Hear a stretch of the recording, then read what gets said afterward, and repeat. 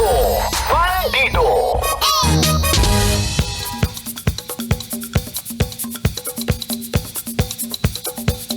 Hey!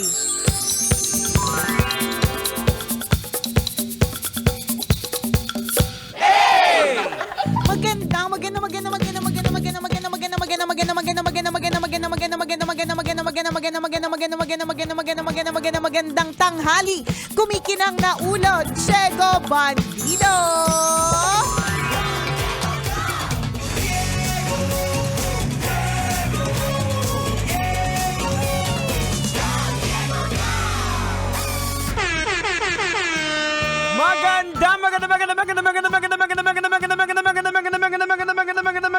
Magandang tanghali! Kumikinang ina!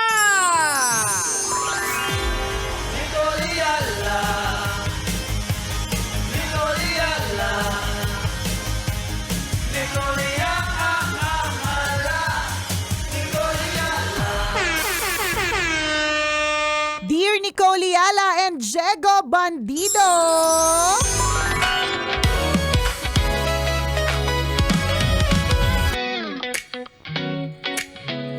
Kanina po ay binigyan ako ng pasabog na balita ng aking boss. Oy. Na ako daw po ay kailangang malipat ng ibang departamento. Hala.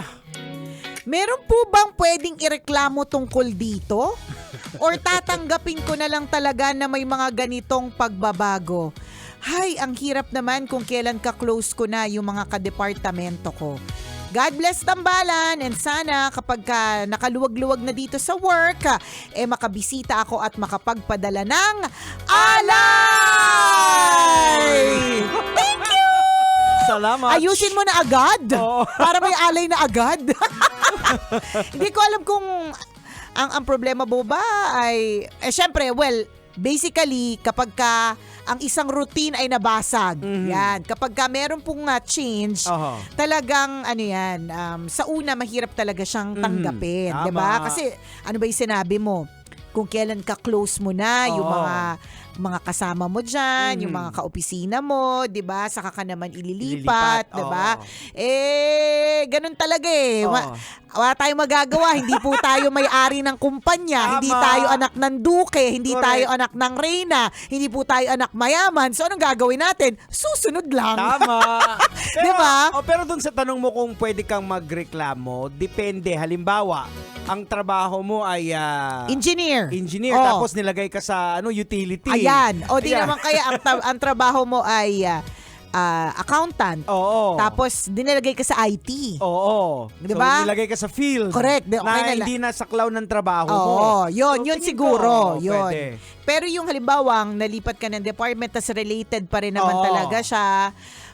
Hindi ko alam kung ano ba yung tama pagdating sa job description. Kasi kadalasan, ewan ko lang based on experience, yung nasa job description, hindi po siya, hindi siya talagang yun lang eh. Oo. Ewan ko lang hindi ko alam, Jex, kung yung batch kasi natin na sanay na kapag ka may binagyang, ito ang na-experience ko sa batch natin, Jex eh. Kapag binigyan tayo ng trabaho, bihira sa atin yung magtatanong kung sakop ba siya ng workload. Unless talagang it's like totally different. Totoo. Kumbaga accountant ako tapos biglang nilagay mo ako sa field. Hindi ko talaga forte yan. Pero kung halimbawa, ano naman siya, maaaring iba pero konektado pa rin naman sa work mo, hindi para magreklamo tayo eh. Nasanay tayo na okay, part talaga ng job na paminsan-minsan nag-extend to another department, paminsan-minsan na nagkakaroon ng ibang mga priorities and obligations. Ang napansin ko lang sa mga lower batches, younger batches rather,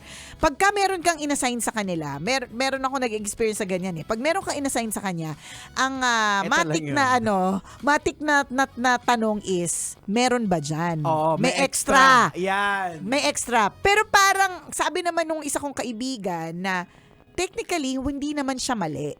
Kumbaga, extra naman talaga siyang gawain. Dagdag naman talaga siya sa normal mong gagawin. Tama. So, hindi naman mali na mag-ask. Correct. Wala lang. Siguro tayo, nasanay lang tayo na halimbawa, ibato tayo sa ganito. Oo. Okay lang sa atin. Tama. Parang hindi, we're not saying that it's correct ha. Maybe yun lang yung work ethics na kinalakihan natin. Kaya, ngayon siguro, kapag ka na-assign sa ibang lugar o na-assign ng ibang task, nagtatanong na agad kung meron bang ano dyan? Ano ba mapapala ko May dyan? extra O may ba? extra ba dyan? Oh, Ganyan. para ang mindset kasi natin, especially dito sa POB ng production kasi ang department natin, talagang nanganganak. Unlike Totoo, sa correct, ibang correct, trabaho, correct. halimbawa, call center, Yun na din yun. Yun na Day yun. in, day out. Oo, defined na siya. So baka yung trabaho niya ganun. posible. Yung trabahong nanganganak. Ganon. Dapat, di ba ganon? Dito nanganganak yung trabaho Correct na. eh. Kasi kung halimbawa babalikan ko yung job description ko nung nag-apply ako, yung palang sa part na biglang kailangan maging part na tayo ng social media, hindi siya kasali dun eh. Wala eh. Wala talaga. Natatandaan ko, meron tayong kasamahan noon sa trabaho na, ay, hindi ko yan gagawin. Oo. Kasi ang inaplayan ko dito, Sino yun? DJ, hindi. Parang kasamahan dati. Hindi natatandaan ko na, hindi naman din mali. Oo. Actually, hindi naman din mali eh. Correct. Kaya lang, siguro nung halimbawa present sa atin yung nung first time na sinabihan tayo na mag-create ng Facebook account, hindi ako nagtanong eh. Ikaw ba nagtanong ka? Wala. Ako din eh, wala eh. Kasi Para parang bang, given na yan. given na it's part of my job na syempre i-grow ko yung kung dati hindi natin ginagamit yung word na community eh. Oho. 'Di ba? Ngayon parang it's a normal part of everyday conversation yung sasabihin mong grow your community, palakihin mo yung number of followers mo. Dati Oo. listeners lang talaga tayo eh. Tama. And then eventually isang araw sinabi sa amin ng boss namin na, "Uy, gumawa kayo ng Facebook account." Oo. O kaya ano yung ano natin Periscope? Periscope. Oo, mag-live kayo sa Periscope. Oo, Oo. ito pa yung naalala ko nung unang-unang inisyu sa atin yung mga gadgets natin, Yung mga mga phones telepono natin. 'Di ba? Ako yung unang 'di ba, ang instruction gamitin niyo yung number na yan para ako yung unang-unang nag-announce ng number. Sa labas, Oo, di ba? sa labas sa ere na yung iba ayaw nila kasi personal yun eh. At yun nga, hanggang ngayon may mga nagme-message pa rin din sa kasi in-announce ko, though personal number ko na ngayon. So, siguro yun yung mga batch natin. Parang tayong tayo yung mga sundalo na alam mo na anytime saan ka pwedeng i-assign. Oo, eh. Assign ka sa Basilan, assign ka sa Cotabato. Correct. Hindi ka na parang tayo yung tipong kapag ka merong commander tapos kasama niya sa fleet niya, yung mga taong katulad Oo. natin, mga batchmates at hindi siya mag-worry. Correct. Mas mag-worry pa siya dun sa younger kasi yung younger magtatanong pa. Oo. Kami kasi hindi nagtatanong. But it doesn't make us wrong ha. At yung Correct. mga nagtatanong, it doesn't make you wrong as Oo. well. Tama lang din naman. Kasi nagkaroon na Tama rin din naman. ng shift ng generation Oo. Iba na yung dynamics. Ako naalala ko dati yung reason kung bakit ako nag-resign sa trabaho ko dati kasi nawala yung tiwala ko sa commander ko. So sabi ko, yun nga sa resignation ko, paano makikipagbarilan kung wala na akong tiwala doon sa commander ko? Isipin mo, ganun yung nakasulat sa resignation letter. Paano po makikipagbarilan kung wala na po akong tiwala sa commander ko? I resign. Yun yung talaga yung sinabi Yun ko. talaga. Alam mo kung Sundalo. alam mo Jex, ko halimbawa yung nauso yung social media nung time na yon, trending ka. Trending ka. Bakit siya nag-resign? Wala na daw siyang paano daw siya babarel bilang isang sundalo kung wala siyang tiwala sa commander niya. Ay, nako. Oh, well, anyways, babalik tayo sa'yo, Kabisyo. Wala ka naman masyadong binanggit na detalye Oo. kung ano ba yung dinagdag na trabaho o yung pagkakalipat mo ba ng departamento is something na hindi ka talaga komportable. Yes. Ibig sabihin, hindi ko talaga to alam. Kasi hindi ko to mababago forte. yung Correct. mababago yung dynamics Yan. mo. Pero kung halimbawa ito ay talagang sadyang tama yung term ni Diego meron po mga trabaho na nanganganak na nag-umpisa ka na ito lang siya, Oo. monggoseed lang siya, 'di ba? Eventually naging shrubs or naging tree. Correct. And it's part of growing. Ganon din talaga. And speaking of, pick up lang ako din sa sinabi ni Nicole na growing. Actually, yung pagiging uncomfortable pag nilipat tayo, part of growing up Part talaga of growing siya. yun. Kasi hindi siya yung usual. Oo. diba? Kaya maraming mga empleyado din na dahil komportable na sila, comfort zone na sila.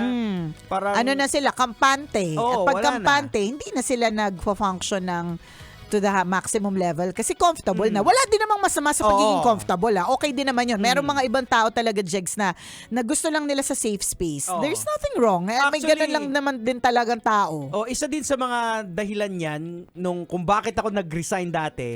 Kasi inisip ko pag bumalik ako, pagiging komportable na naman ako, masaya na naman ang paligid. Yan. Sabi ko, bagulat na lang ako na parang nagkakaedad na ako, parang too old to look for a new job.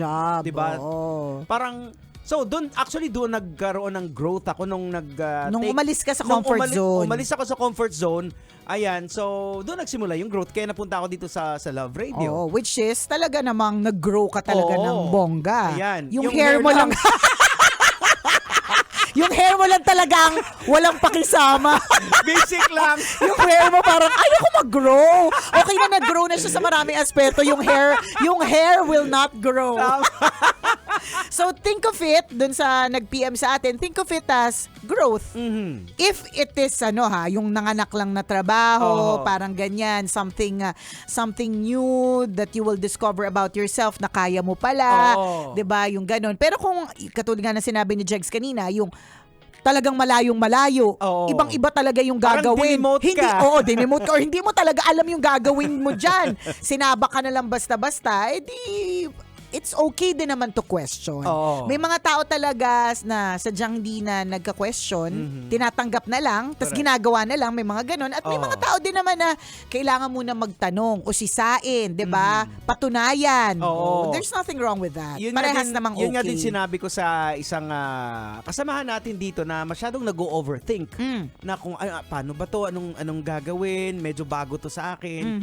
Sabi ko, wag mo nang isipin yan. Sabi ko, yung sa akin, kagaya ko, babangkuhan ko yung skill set ko. Yan. Anong meron, anong kaya ko, yun lang. And then from there, tingnan natin where it goes. Matututo ka rin din naman. Along the way. Oo. Diba? On the fly. Correct. Ganun naman Actually, minsan, feeling ko ito sa mga management books na nabasa ko, pati sa management courses na take up ko, lahat naman dun sinabi, kahit naman nagpakadalubhasa ka ng bonggang-bongga, PhD or whatever, 'di ba?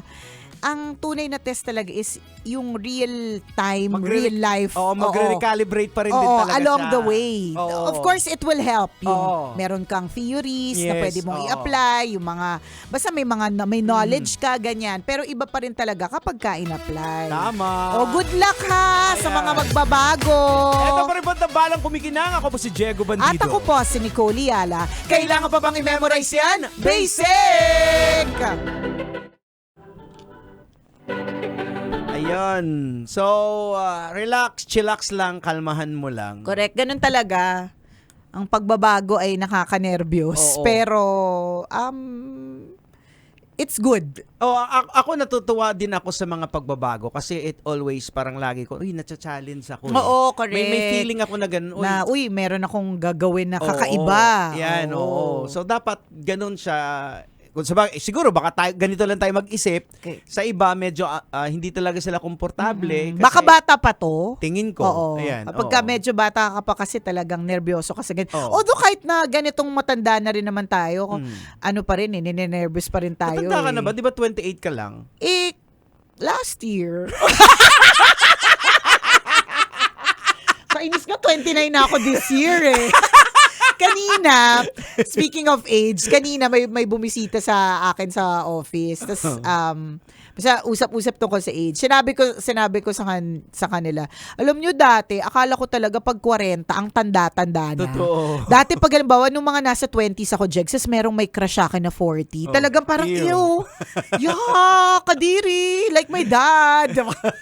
Baka English, kala mo mayaman, di ba? Pero may ganun akong pakiramdam na, kadiri. Tapos ngayon, mas malapit na tayo sa 50 kaysa sa 40, Jegs, 'di ba? Pero parang parehas lang. Well, medyo may kalimot factors, medyo may kaunting sakit sa likod, pero more or less it still is the same. Kasi yung pag ng generation kasi natin, magkaiba kumpara doon sa panahon ng mga nanay natin. Nanay, tatay natin 30s pa lang, parang ang tanda na nila Kaya siguro, kasi like for example, bawal kayo sumali dito sa usapang matatanda. Oo, correct, may mga correct. ganun na. Ngayon, hindi. Kasama natin yung mga anak natin True. So, yung generation natin, medyo dumikit siya. Plus sa social media. Tsaka parang madami talagang 40 na hindi mukhang 40. Oo. Madaming ganun dahil na nga din sa science. Yan din, siyensya. Thank you. Salamat Skinny Bay Aesthetic for my Botox. Ganon. Pero hindi pa yan matanda. Para sa akin, pagka nga sinabi sa akin na 60, para sa akin di pa rin siya matanda. Totoo. Ang dami mong kakilala na ang lakas mag-zumba ng 60. Correct. Oo. Oh. Ayan, Papa P. Oh. Oh, Ilan naman si Papa P? ilang May taon na ba? 50 na ba si Papa P? Oh, Nasa diba? ganun. Yummy pa rin. Yummy pa rin ni Papa P. Charap-charap ni Papa P. Ay nako, baka sa panapuntang usapang kasarapan dito. O, salamat mga kabisya sa pagtutok sa amin always. Ayan. Ha. Kung meron mga maging pagbabago, abangan nyo po yan. Ayan. Minsan ang pagbabago masakit tanggapin. Minsan Oo. hindi mo alam na yung pagbabago makakabuti Oh, pala. pero let's always welcome change. Oo. Kasi magbibigay siya ng new perspective. Correct. Bago lahat eh. Bagong Oo. Parang, Nakaka-excite din siya eh. Pwede mo siyang nakaka-excite nga correct. eh. Pwede mo siyang tingnan dun sa POV na it's exciting. Yes, oo. Versus it's fearsome or Oo. nakakatakot. Pero though it's but normal, syempre panibagong gagalawan, normal lang naman talaga 'yon. Pero pag tiningnan mo dun sa POV na exciting siya, hindi lahat nabibigyan ng ganitong pagkakataon na magkaroon ng ganitong change. Yung mga Yes, ganon, oo. pagka ganon yung thinking mo, mas babago yung Oo. pananaw mo eh. Kaya talagang bumaon talaga sa utak ko yung sinabi ng dati nating boss na sabi niya talaga change can happen anytime. Anytime. Ayun. Kaya ako pagdating sa okay, go. Oo, okay, go. Ready. Oo. Sige. Ako din eh, pagka bawa, minsan kailangan magtanong, hindi naman Oo. kailangang tanggapin mo lang lahat eh. Oo, para at Nagtatanong least- din naman ako, Oo. pero most of the time, kahit nagtatanong ako, gusto ko lang din mas maintindihan, pero susunod pa rin ako. Oo. So Ganun. importante din 'yon na tanungin mo yung ano bakit ka ililipat, Oo. ano ba yung reason. Oo. Saka correct. makita mo, kaya pala, mas madali mong tanggapin. Yes, Oo, hindi kasi lang, may sige, understanding sundin ko ka eh. dahil utos naman to. Correct. Oo. So, yun. Okay lang, wag mahihiyang magtanong. Tama. Ha? O siya, salamat na marami sa pagtutok. Mamaya Bye. ulit, kwento na may wagang burnay.